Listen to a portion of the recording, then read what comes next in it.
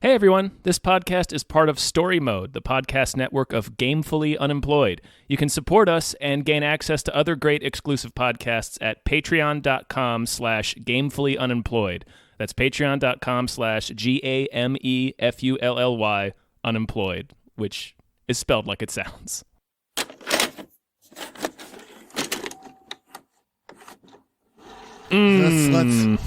Let's suck out those last dregs of Halloween. Yeah! Sucking the dregs! Yeah, hi everybody. Hello everyone.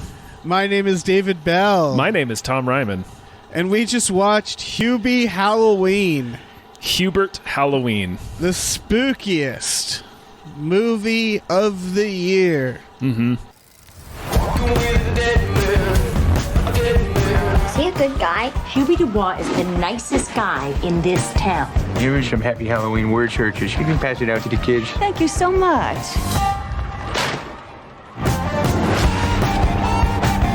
As a trained volunteer, I know what it's like when the spooky fun gets out of hand. Officer D, the supermarket's selling expired bacon. Janet at the library has not been herself lately. I heard a voice in the sewer. I'm sorry, I didn't recognize Why it. did we choose this one? I guess because I could... Well, if you want to answer the question, I think I know why. I don't know, because it's free and there's not much out. Yeah, it's funny that we're not sure. Here's the thing, is this is going to come out on the 2nd of November, right before the election. So that's a hit against us right there. Number 2, it's a Halloween. Yeah, it's the worst Halloween movie we could pick. But we could have done like a horror movie. Yeah, but like which one? But we didn't. We there was no major horror movies coming out this year. There's a lot of indie ones. Mm-hmm. There's all those Blumhouses, but it's like which one? Which one to choose? What have people watched? Yeah, like the Craft sequel reboot came out this week, but we'll get to that. I don't know how many people are watching that right now because it's $20 to rent it. Yeah, and here's the other thing: is it's always Halloween for us. We watch horror movies constantly. Yeah, so it's sort of that thing where like Mother's and Father's Day rolls around, and I'm like, so what? I love my parents every day of the week. You don't have to give me like a holiday for that. It's weird. Humble brag. Dave has parents. Uh-huh. I'm just saying, like, Halloween always felt that way for me, where they're like, it's a day that we watch horror movies. And it's like, that's every day. Yeah. That's every day of my life. That's like most days. Yeah. The only difference is that I have to, like, give people stuff. People just show up at your door and they're like, give me something. And it's like, fuck you. Fuck you, kid. Yeah, get a job, kid. Buy candy yourself. It's not hard if you're smart. Mm-hmm. If you get a job. Mm-hmm. You got to game the system. Yeah, exactly. So we watched, folks, we watched Hubie Halloween. All right. We did. Yeah. You know what? Just deal with it. That's what we did. Yeah. From the director of Sandy Wexler and Drillbert Taylor, Without a Paddle, Mr. Deeds. I was going to say, I know they did some other Sandler movies. A lot, yeah. And Stephen Brill. He directed Sandler's stand-up, which was very good. I don't think Stephen Brill had much to do with that. No, I just coordinated the shots and everything. Yeah, it's also from the writer of Pixels, but in fairness, also the writer of Happy Gilmore and the Wedding Singer. And it's just a Happy Madison writer. He did Billy Madison, Happy Gilmore, Wedding Singer, Waterboy, Big Daddy, Little Nicky, and so on. Mm-hmm. I guess that leads us to the question, Tom, how did you like Hubie Halloween? Okay. This is, I don't know, perhaps a controversial opinion. I'm fine with it. I don't think it is, Tom, a controversial opinion. It's yeah. Go ahead. I didn't laugh much. I bet I would have loved this if I was 12 years old, but yeah. I'm not. So I didn't, I didn't find it funny. This is kind of a kids movie with a couple of PG-13 jokes in it, but this movie is dumb. I mean, it's flat out. This is a stupid movie. A lot of the gags don't work, but Yeah, I'm okay with dumb. Like I love me the Super Troopers and Broken Lizard shit, you know? But like this movie was, I laughed enough at this movie, and it's surprisingly not very mean-spirited, hardly at all. It's mostly, most of the jokes are at Adam Sandler's expense, and then it's the movie sort of becomes about not being shitty to people just because they're kind of weird. Yeah, is Hubie is he like disabled? I don't think. I mean, they never say that he is. Okay, because it's hard with Adam Sandler movies. Right? He it's always one of those, plays. He frequently plays these kind of bizarre man children. So right, it's like, but there's this thing where, like, if you go back and watch Billy Madison, it's like, oh, I think this person needs help. Right, he's talking like a baby. Yeah, and he's hallucinating penguins. Yeah, like he's got like a neurological disorder. in Billy Madison. And a lot of Adam Sandler movies are like that, where he does a funny voice, and I can't tell if that's like if this is just a wacky world filled with wacky people. I think it's. I mean, look at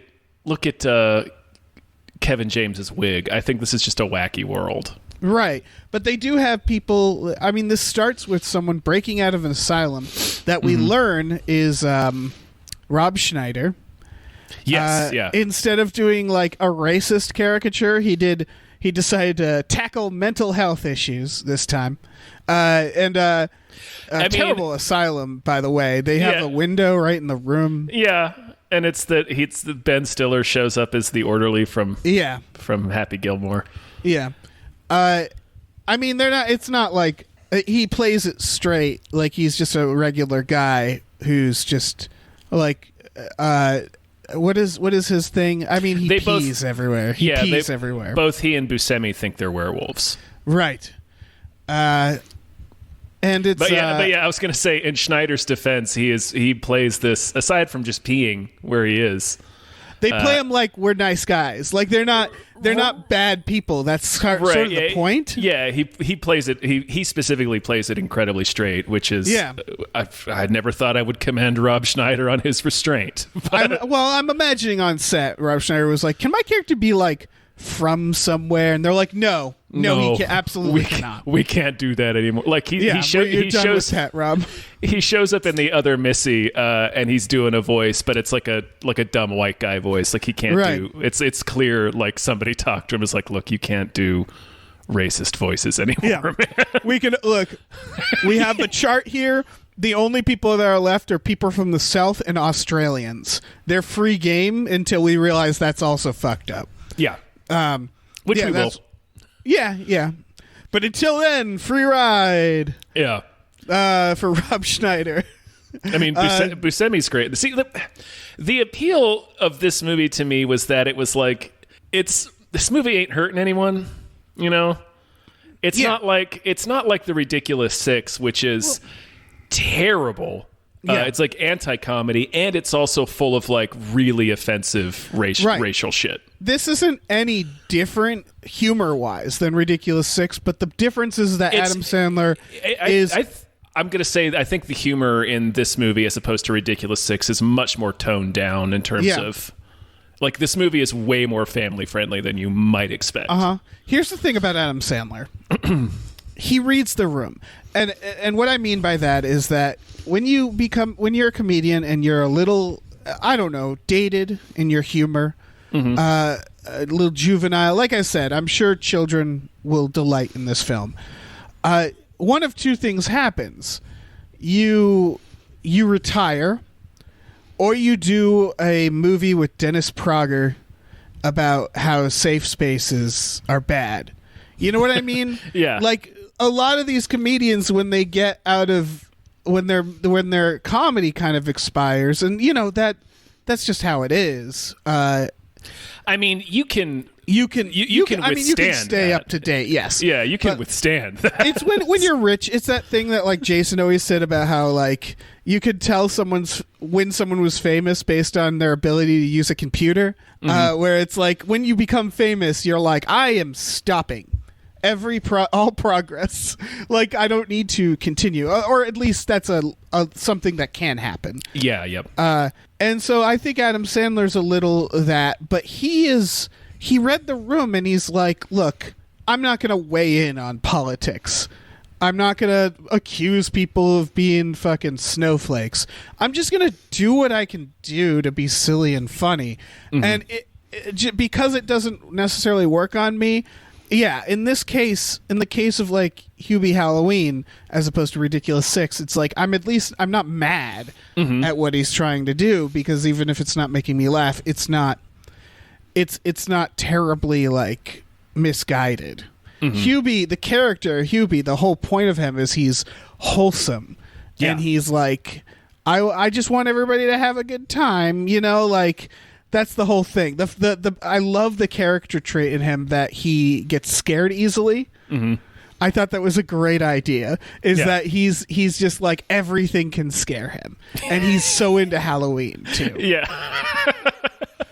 and that's a great combination. Yeah, it's a real conundrum. Yeah. Yeah, because he's not like fun scared. No. He's legitimately terrified. Yeah, he's not having a good time being scared. No. I mean, I think we were talking about it when we covered the trailer for this on Hypecast, where it's like maybe he's not any different and it's just we've gotten older. I don't know if that's entirely true. I think it's both. Yeah. I think, like we were just talking about, like you said, he's reading the room, and kind of, he still, in his comedies, he still just wants everybody to be silly. Like, even when you watch his earlier ones, like I just rewatched The Wedding Singer recently, and that might be one of the only comedies he's done where he plays a real person. Yeah. But there's still completely silly, unrealistic characters in that movie. Like there'll be somebody who chimes in with something just like nobody would ever say that, and then somebody says it. I think one of the most significant transitions of his career happened earlier than we think, which is that he plays nice people, and he didn't at first.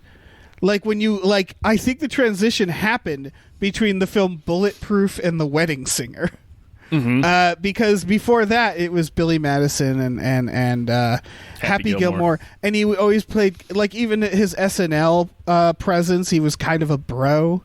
Like, I feel like there was this dickishness that was funny. Yeah, like Happy Gilmore's funny. I haven't watched it in a while. I'm sure there's some problematic as shit things in it, but as far as my memory is concerned, there was nothing funnier than watching him grab that man's shirt, pull it over his head, and then punch him out of his shirt. Yeah, and he falls down the hill. It's great. Yeah. He's all there, but there's always been the silly thing, like, you know, he'd do Opera Man on SNL, which is just that is just complete silliness. Right, he loved his silly characters. He loves doing a voice. You can kind of hear both of those things on his albums too. So I think it's just like the harder edged tone of his comedy. I think he's been better at evolving, certainly in the last couple of years, than anybody else. There's also certain things we took for granted. When you think about a character doing a voice and a facial expression constantly, a little Nicky, or in this case, this character, that's hard to keep up all the time. And you must, like, I don't know, I'm not an actor, and I'm not a comedic actor, but like, you must feel fucking stupid. Like, it must feel ridiculous. And you're sitting there and you're doing a voice and you're like, I don't know, is this going to work? And you're putting yourself out there every time. And, like, you know, he's been doing this for years. He's a very rich and successful man, so I get it. But, like, that's a thing, you know? Yeah, I think it helps that, like, particularly in this one, he is surrounded by his friends and family. Yeah, and they're all doing it. His entire family is in this movie. Is his kids? Are those his kids? Those two, his kids? The two girls are his kids, and hey, they did a good job. Yeah, they were fine. And one of the news reporters that's in the field that hands him the microphone at the end, that's his wife. Oh, okay. And like everybody, like it's just all of his comedian friends. Like you were mentioning, the writer and director are longtime Happy Madison people. So I think it helps to have it just, it's, you know, it's like if we were doing a Cracked thing, like I can act like an asshole in front of those guys because I don't care. Like, right. There's also I'm not worried about embarrassing myself here. We've talked about this before, and I think I wrote about it at Cracked, is like why Adam Sandler films happen so often, and it's because like they're pretty low budget. They get a certain amount of money, and on top of all of that, there's just overwhelming stories of him being extremely nice to the crew, to fellow cast. It's why you get Al Pacino in one of these, or in this case Ray Liotta in a rainbow wig. Where it's Ray why Liotta in a clown wig. Yeah, it's why Steve Buscemi comes back every time. It's because he's extremely fun to work with, and there's low stakes here. You know, he's not throwing fits on set. He's not insisting things have to be his way. And like, there's all these stories of him, like, you know, being generous and like setting up basketball games and stuff on set, and like having a good time. So it all makes sense. As long as his films aren't too mean-spirited, then they're not hurting anybody. They're harmless films. Yeah, I didn't hate the last couple, and we will talk about this movie specifically. I swear to God. Yeah, we will. Also, I want to note something about my opinion here. Sure. I just don't watch these. So yeah, like for example, I don't have the anger that I'm sure a lot of people might have built inside if they have seen, say, Grown Ups or Pixels. Like, I just didn't watch those. Maybe they're the most racist, awful movies ever, and I just don't know.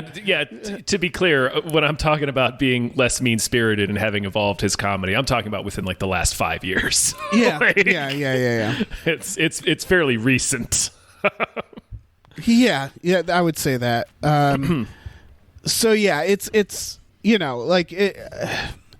Yeah, it's there's probably things that are passing me by that I don't know about, but I'm just going by what I've seen. And like I said, it's like one of those things where it's like I'm not going to protest Adam Sandler movies. I'm just not going to watch them because they're not for me. Yeah, by and large. Yeah, if you want to make me like, it's like when we watched fucking Paul Blart. It was like I was existing just fine without having to see that movie, and now that I've seen it, like, okay, well, I want to set him on fire. That's a brutal fucking movie. Yeah, that movie's fucking yeah. Good God. But Hubie Halloween. Yeah, let's get it's a mystery. It is. It's kind of Scooby-Doo. Yeah, it's about this guy Hubie who's lived in the town of Salem his whole life, and I hope Salem doesn't take it personally. The entire town of Salem is like assholes in this. Right, everybody's a son of a bitch. Yeah, and everybody's like assaulting him and harassing him. I did. It's a dumb gag, but I like the gag of everywhere he goes, increasingly larger objects are thrown at him. Yeah, that was fun. It's dumb, but it was. He constantly drinks soup out of a thermos to the point that I guess it upsets his stomach at one point because he just vomits. That was weird.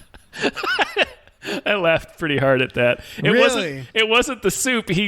It was like a couple of eggs. It was raw eggs. Oh, right. He drinks it and he says Rocky style and then just projectile vomits. Yeah. And then as he's riding his bike, and then it just doesn't react to it at all. He just continues. Right. It's so goddamn dumb, but I laughed at that. It's a weird joke, and it set the wrong tone for the rest of the film. It kind of does. Yeah, the rest of the movie is not like that. There's no other joke like that. That's like an Eric Andre joke. Like, it was like, wait, am I watching a surrealist comedy? Because it's this thing, like, it's a blink if you miss it, where he just goes, and like vomit comes out, and then he just keeps riding, and it's like, wait, did I actually see that? That really tickled me. For some reason, I mean, that tickled me intellectually. just tickle me at the time. Briefly screams out some vomit and then just continues riding his bike. Yeah. He works at a deli where Ray Liotta has elaborate pranks set up with a teenager. Yeah, it's my God. I want to know about that relationship between Ray Liotta and the deli teen.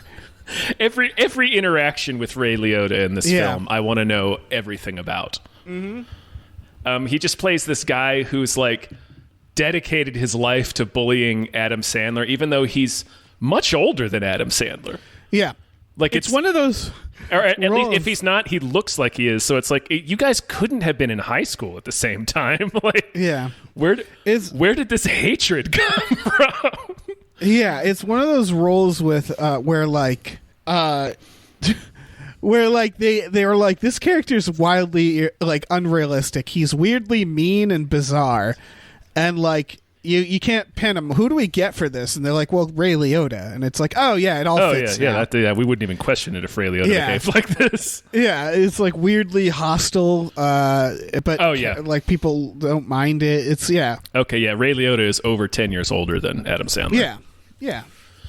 Kevin James is the cop who's like the star quarterback turned cop. Mm-hmm. His ex-wife is rock hard for Hubie. Mm-hmm. She is so into him. Yeah, not sure why, but that's every Adam Sandler movie. Yeah, she is the strangest character in the movie. Yeah, I will give her this credit for Adam Sandler movie. She is a character. Yes, yeah. Yeah, and that's good for an Adam Sandler movie. Yeah, oh gosh, what's her name? She was in Happy Gilmore. She was the love interest in Happy Gilmore. Oh, it is her. Okay. Modern Family. Yeah. Julie Bowen.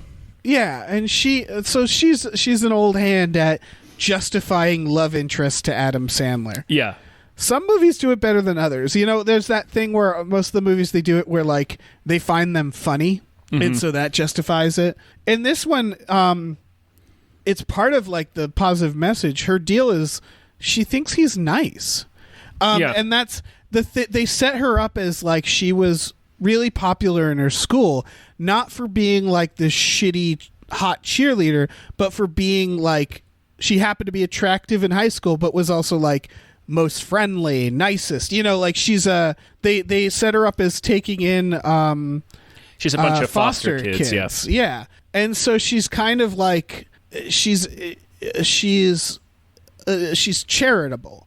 Mm-hmm. And she sees the niceness in this guy, and she just got out of a relationship with Kevin James, with like a weird cop guy. So Kevin James in a Billy Ray Cyrus wig, which is right. So they kind of do the work where like they do enough of the work. She'd look at Adam Sandler and be like, you know what, I could get a piece of that. Yeah. He's a fucking nice guy. Yeah. I think it's easier. I don't know. It works. It actually works. It makes way more sense than trying to explain how Bridget Wilson Sampras falls for Billy Madison. Right, like who is the just only an explanation. Aggressive asshole.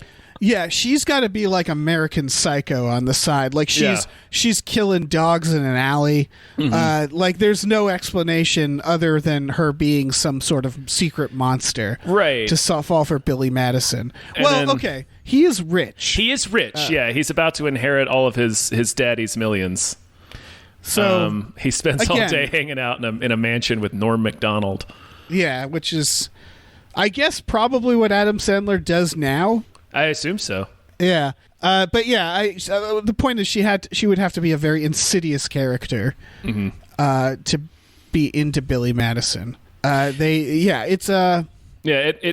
makes I guess enough sense here. Enough sense, and like I said, they make this woman like enough of like it's still not great. No, but she's again, believable is a strong word. for what kind of character she is. But they do the work. This movie does not take place in the real world. It is this is a wacky universe. And that's part of how these movies can get away with that, is like everybody's a fucking weirdo. She suffers from the one thing that most women in comedies like this suffer, which is she doesn't get to be funny. Yeah. But they do. There's other women in this who get to be funny. Maya Rudolph delivers a line that made me laugh so fucking hard. Yeah. Whenever like Maya Rudolph shows up, or like like people who are like newer generation comedies, which again, very smart of Adam Sandler to put people like that in it.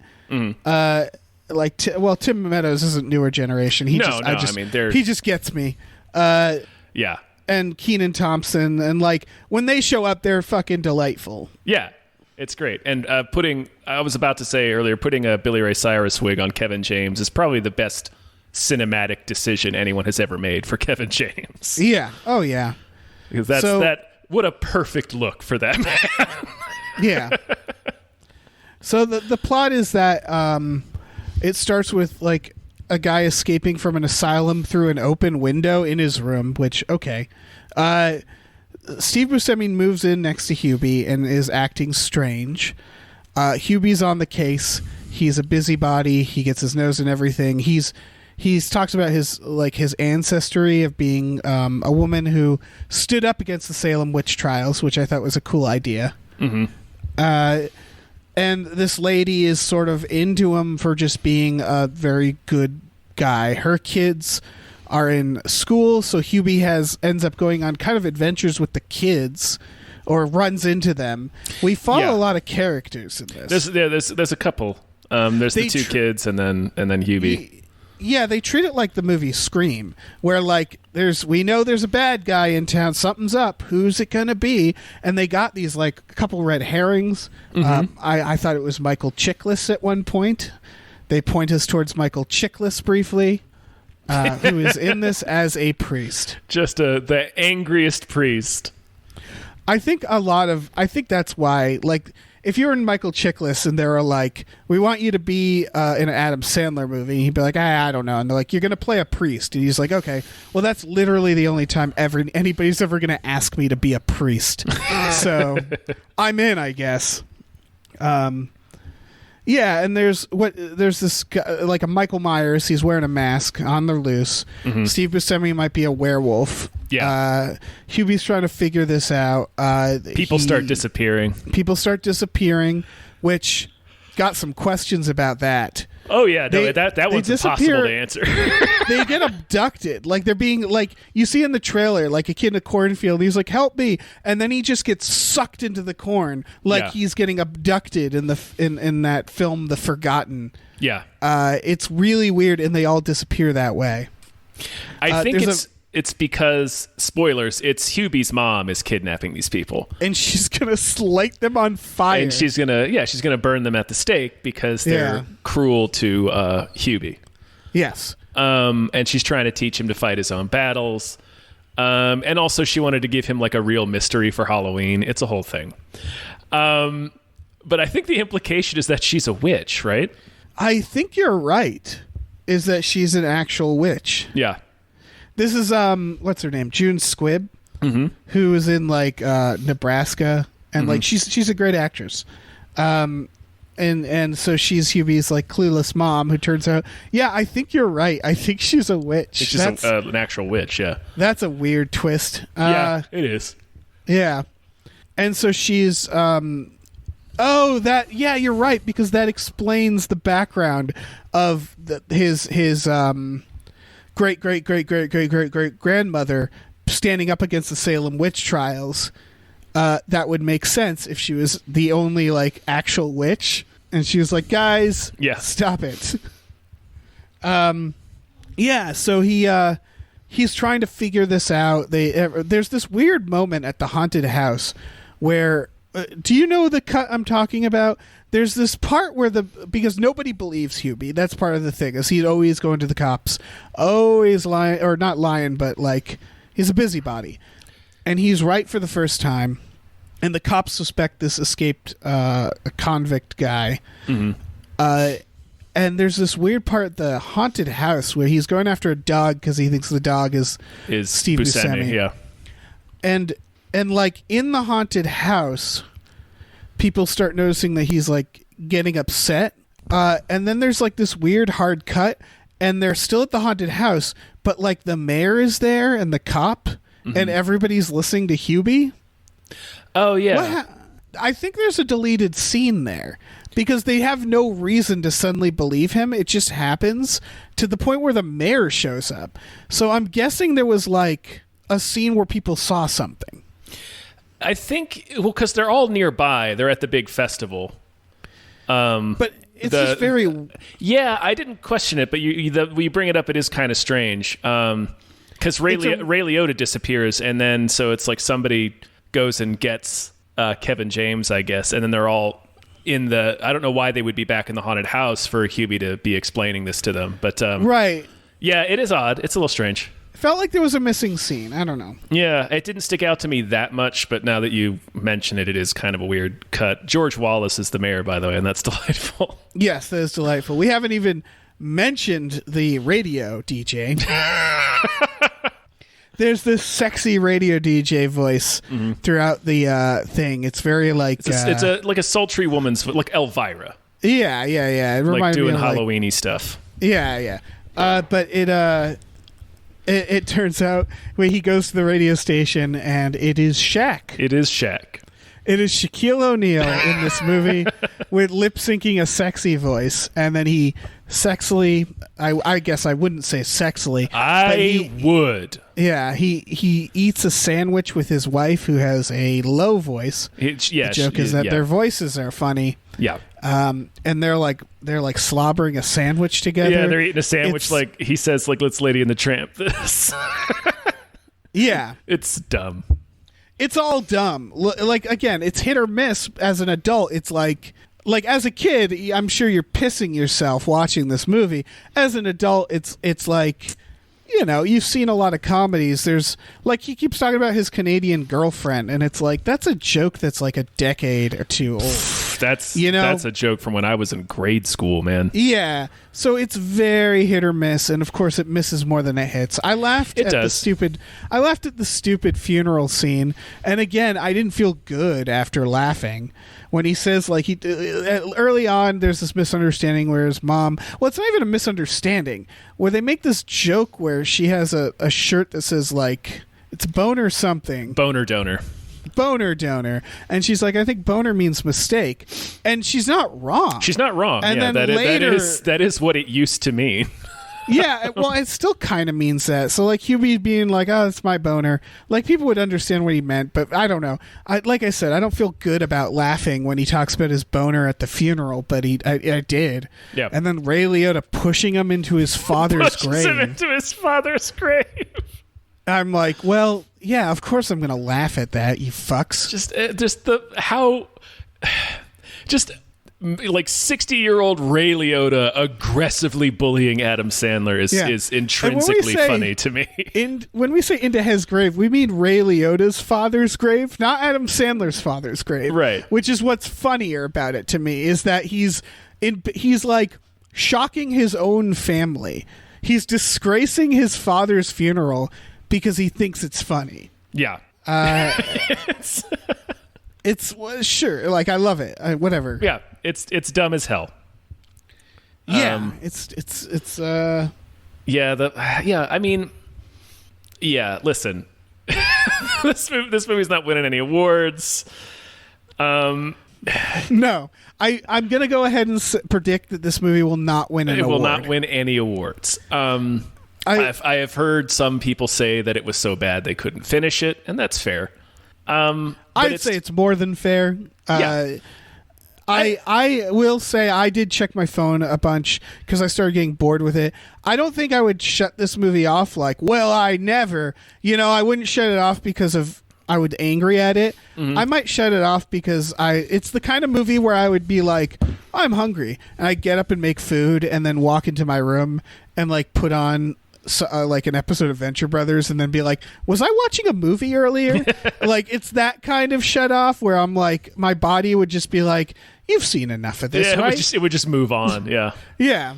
We don't need to watch any more of this, do we? Yeah. We get it. We're all right? set here. Yeah. It's dumb, but it's like nice dumb. I don't know. It was. It's one that you'd show your stupid like preteen kid. Show your dumb preteen kids. Like I watched it with my wife, and we both had a perfectly nice time. Yeah. She did repeatedly ask.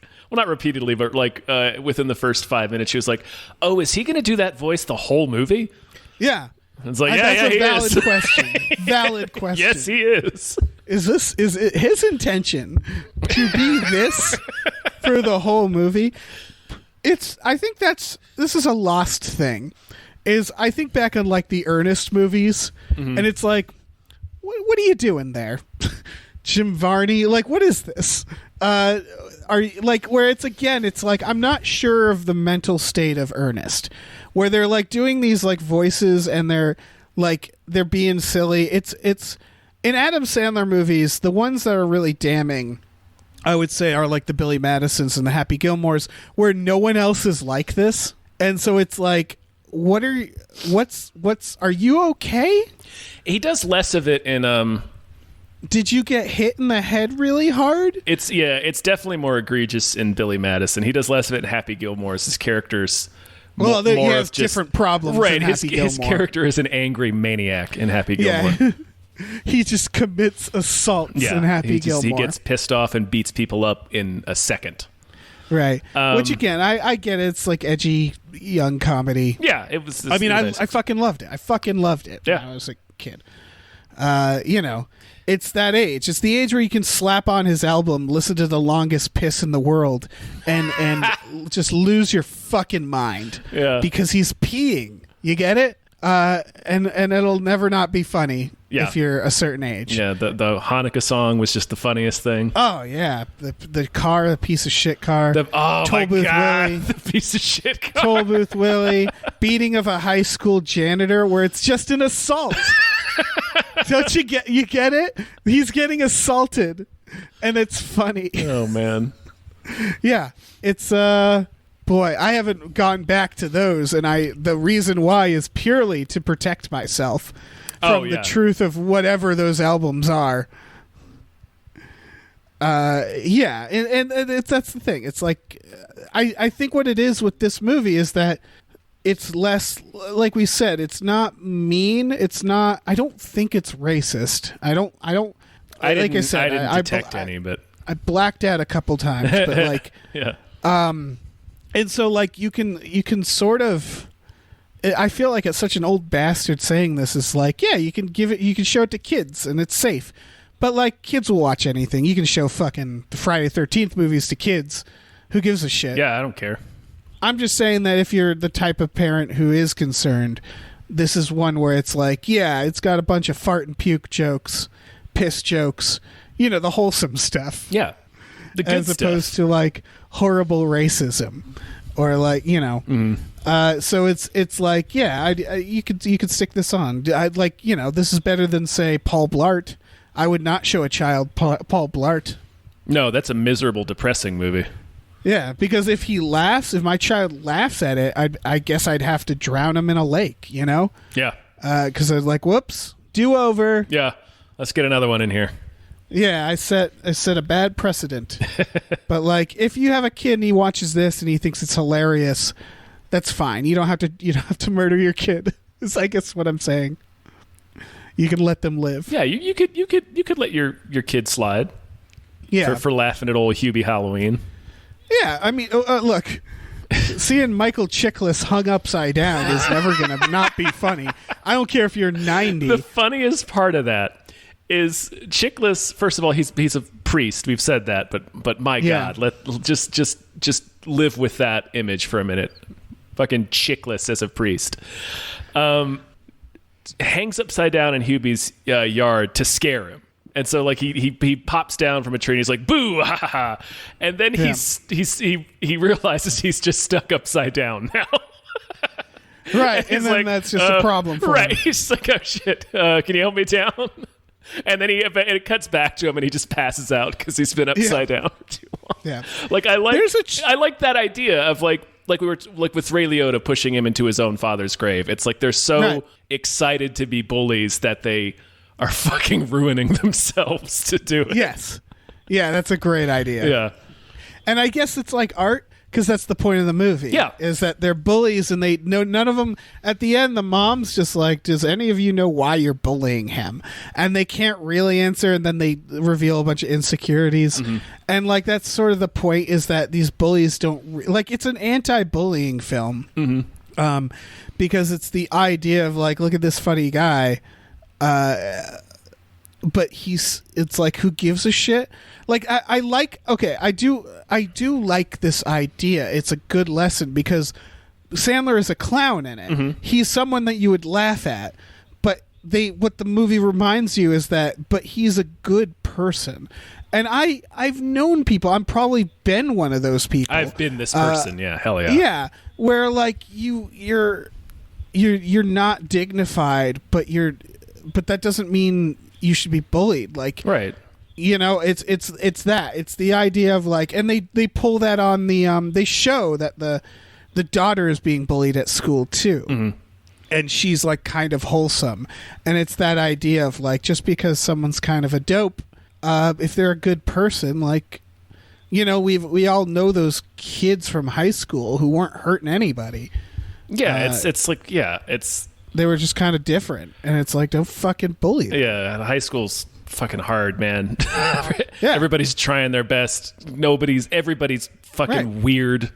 Like, so as a film aimed at high schoolers, it's basically, the moral is, don't fucking bully people because they're different than you, because they'll because their mom will burn you alive. Their mom will kidnap you and burn you alive in her backyard while wearing a humorous T-shirt. Exactly. They make a mayor at the end, which look, Hubie's great. I don't know about that. I don't know about making him mayor.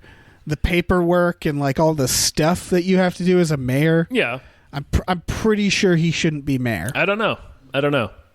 The mayor of Salem, like, tourism's gonna fucking like, they talk about how like tourism's really important there. Like, Salem's a town with a very specific economy that's probably has to be taken very seriously, with a lot of tourism and probably crime waves that happen because of that, and like regulations and stuff. Hubie shouldn't be mayor. I'm sorry. Probably not. But listen, he cares more about the town than George Wallace did. They give George Wallace like the mayor from Jaws storyline. Yes, they do. Where he's refusing to shut any of the festivities down because there's an escaped mental patient on the loose and people are being kidnapped. Yeah. I mean, first things first, they got to fix that hospital. You got Ben Stiller there. Yeah. So that's he really should. Talking about people who shouldn't be in charge of things. Yeah. And then they got open window policy. Mm-hmm. So, like, the plot line, by the way, of Rob Schneider and Steve Buscemi is that Steve Buscemi escapes the hospital, thinks he's a werewolf, and Rob Schneider very responsibly also escapes to try to get him to come back. Yeah. Because he knows that they need help. Yeah, but it's like, well, shit. They're calling it a werewolf treatment center.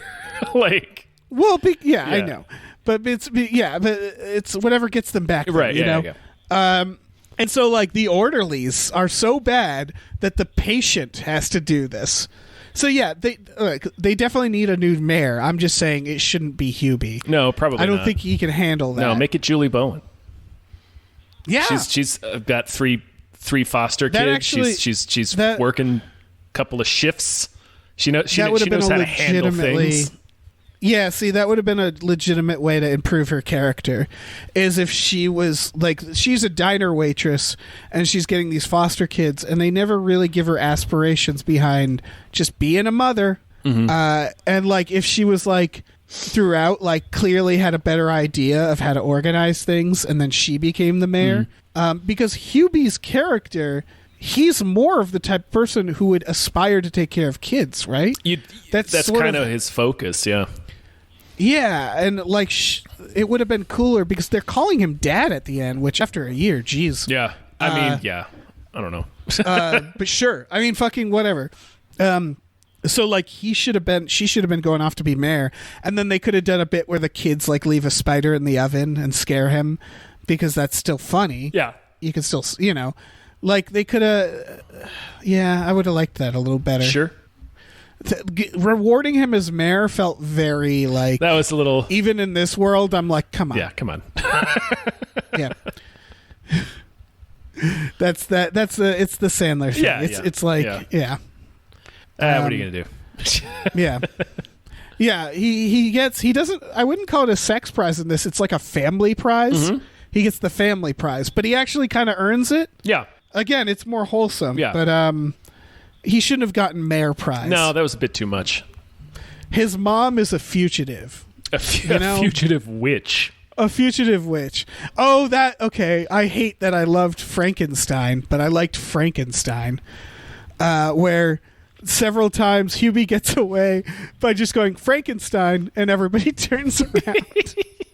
And he disappears, and then at the end the mom goes Frankenstein, and everybody turns around, and I laughed, and like yeah, I apologize. It's dumb, but I don't know. What do you want? I liked it because the delivery of the word Frankenstein, because they don't try, and then how quickly they do. It's the beat. It's the pacing of the editing and the delivery. It's not like on the page funny.